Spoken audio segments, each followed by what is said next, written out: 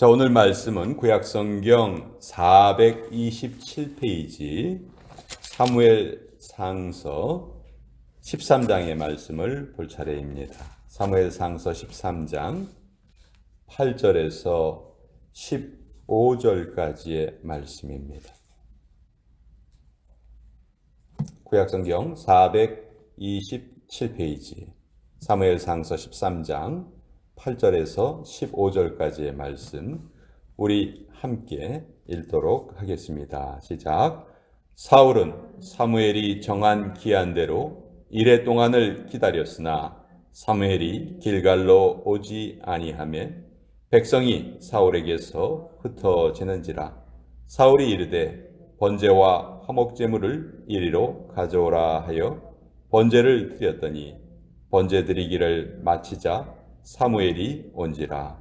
사울이 나가 맞으며 문안하매 사무엘이 이르되 왕이 행하신 것이 무엇이냐 하니 사울이 이르되 백성은 내게서 흩어지고 당신은 정한 날 안에 오지 아니하고 블레셋 사람은 믹마스에 모였음을 내가 보았으므로 이에 내가 이르기를 블레셋 사람들이 나를 치러 길갈로 내려오겠거늘 내가 여호와께 은혜를 간구하지 못하였다 하고 부득이하여 번제를 드렸나이다 하니라. 사무엘이 사울에게 이르되 왕이 망령되이 행하였도다. 왕이 왕의 하나님 여호와께서 왕에게 내리신 명령을 지키지 아니하였도다. 그리하였더라면 여호와께서 이스라엘 위에 왕의 나라를 영원히 세우셨을 것이거늘 지금은 왕의 나라가 길지 못할 것이라.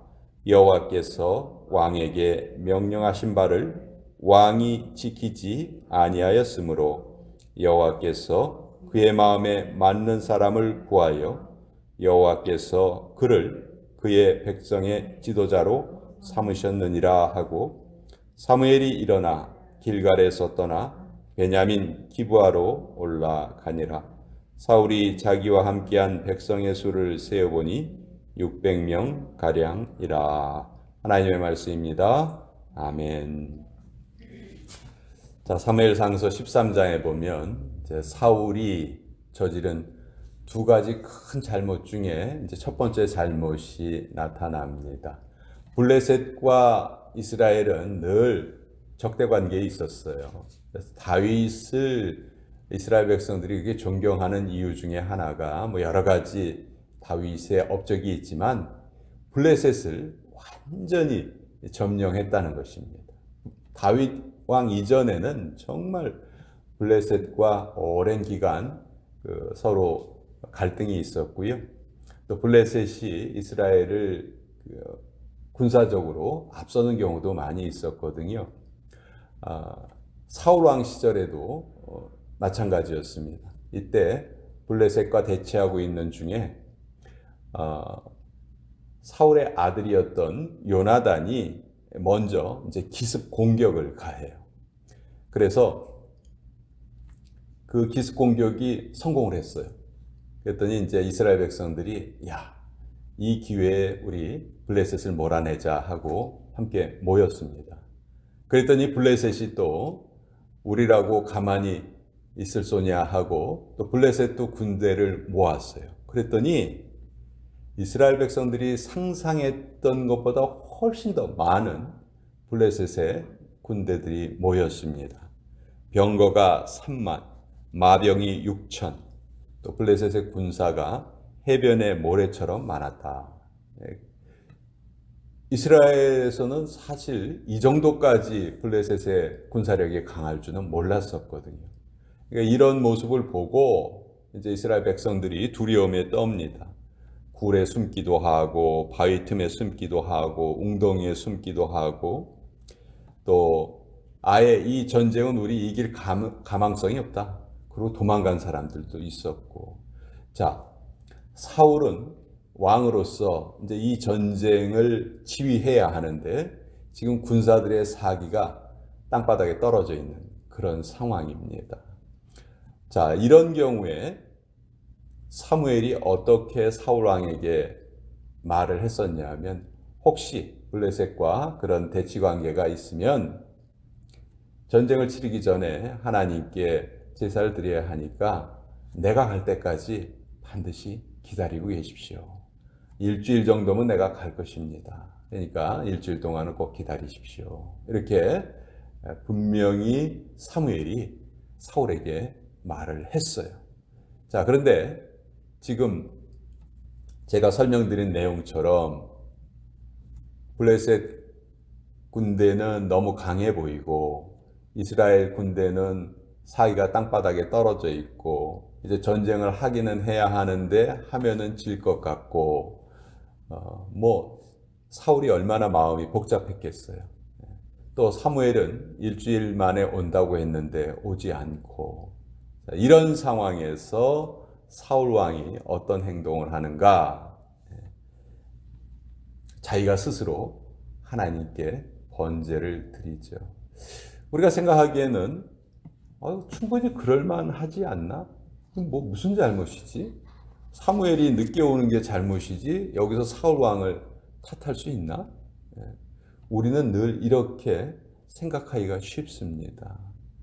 근데요, 여기서 사울이 한 행동은 제가 생각하기에는 마치 아담과 하와가 선악을 알게 하는 나무의 열과는 먹지 말아라 하는 하나님의 명령을 어긴 것과 똑같은 잘못이다.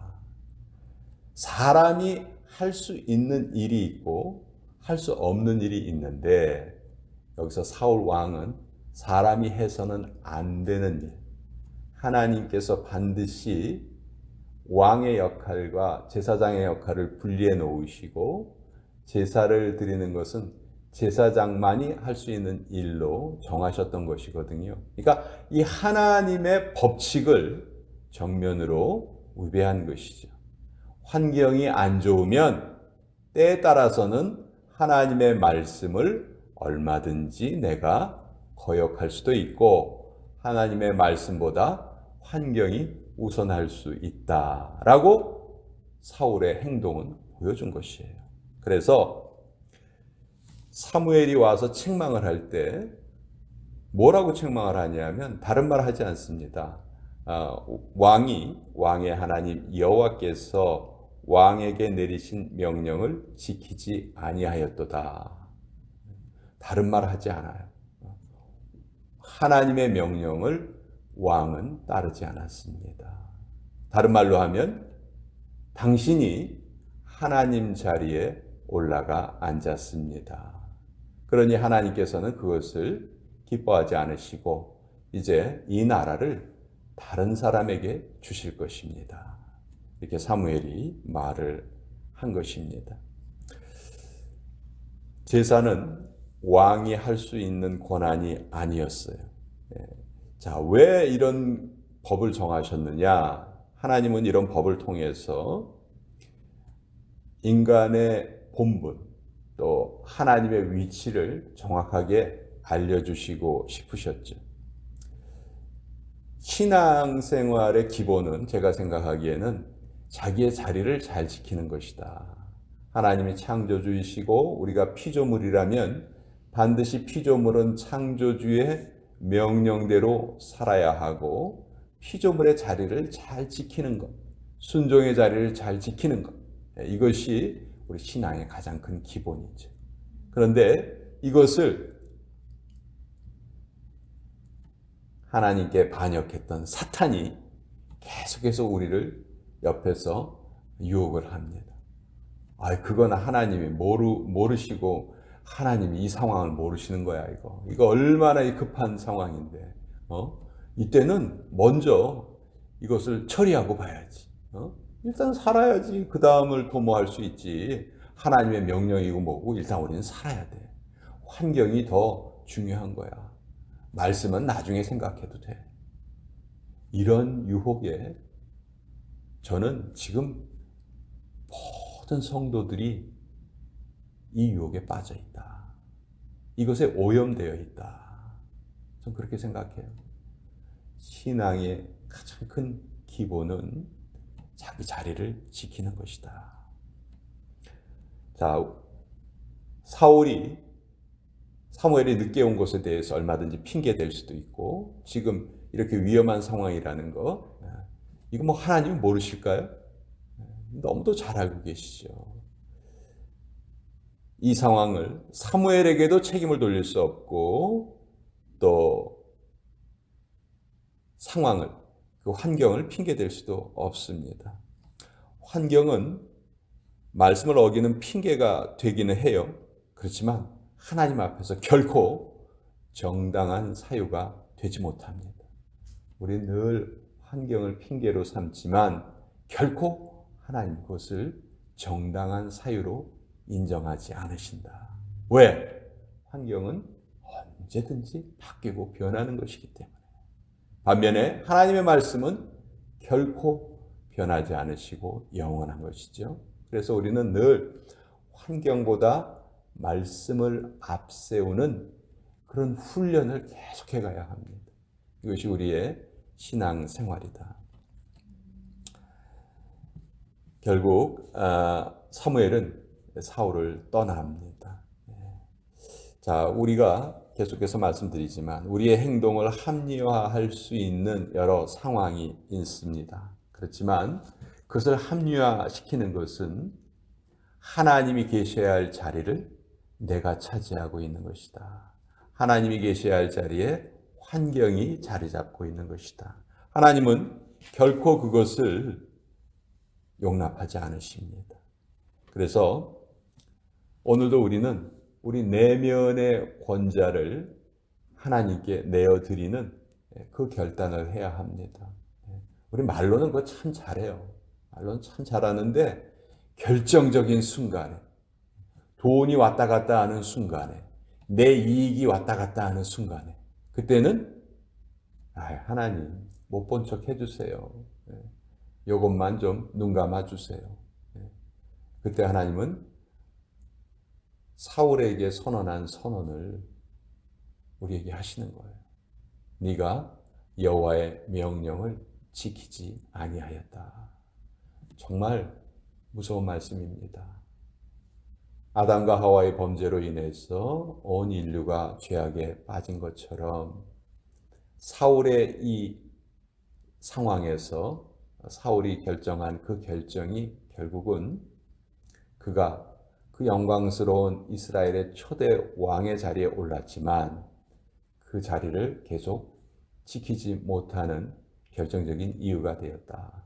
우리도 하나님의 백성이라는 이 영광스러운 정말 우리 인생에서 우리가 누릴 수 있는 최고의 복을 우리가 누리고 있는 사람들인데 이 복을 계속 누리느냐 못 누리냐는 우리 인생의 주인이 나에게 있느냐 하나님께 있느냐, 하나님의 말씀이 우선이냐 우리의 환경이 우선이냐, 여기에 대한 우리의 선택에 달려 있는 거예요.